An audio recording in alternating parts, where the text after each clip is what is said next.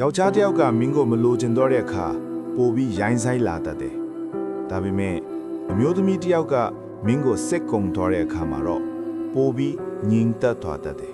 ။စိတ်ဓာတ်မခိုင်မာတဲ့ယောက်ျားတွေကအလိုလိုနေရင်ထွက်မသွားဘူး။မင်းဘက်က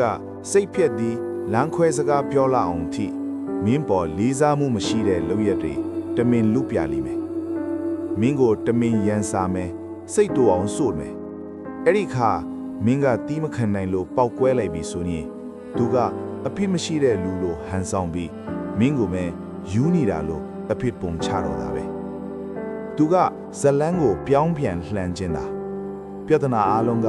မင်းကြောင့်ဖြစ်ရတာလို့ပုံဖော်ပြီးသူကိုယ်တိုင်မှာအပြစ်မရှိသလိုလက်ပြတန်းခြင်းလို့ပဲဒါပေမဲ့အမျိုးသမီးတယောက်တည်ငြိမ်သွားပြီဆိုရင်တော့သူကလက်တွေ့ဘဝကိုလက်ခံလိုက်ပြီဆိုတာမှတ်ထားလိုက်ပါသူ့မှာပေးစရာအခွင့်အရေးတွေမကြံတော့ဘူးအရင်ကသူအော်ဟစ်ဆူညံပြီးရန်ဖြစ်ခဲ့တာဟာဒီအချစ်ရေးကိုဆက်ထိန်ထားခြင်းလို့ပဲအခုသူမတိတ်ဆိတ်သွားတာကတော့ငါစကားကိုမင်းနားလဲအောင်ထပ်ပြီးအားဆိုင်မနေတော့ဘူးလို့ဆုံးဖြတ်လိုက်တာပဲသူမကတခြားယောက်ျားတစ်ယောက်ရှိနေလို့မင်းကိုထားခဲ့တာမဟုတ်ဘူးသူမရဲ့စိတ်အေးချမ်းမှုနဲ့ကိုတန်ဖိုးထားမှုအတွက်ထွက်သွားတာအမျိုးသမီးတစ်ယောက်က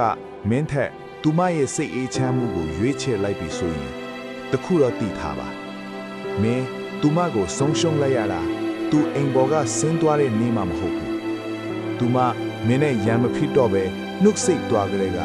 မင်းသူမကိုဆုံးရှုံးခဲ့တာကြာပါပြီသူမထွက်သွားတာဟာမင်းကိုအပြစ်ပေးဖို့မဟုတ်ဘူးမင်းပေးခဲ့တဲ့ဒဏ်ရာတွေကိုကုစားဖို့အတွက်ပဲမှတ်ထား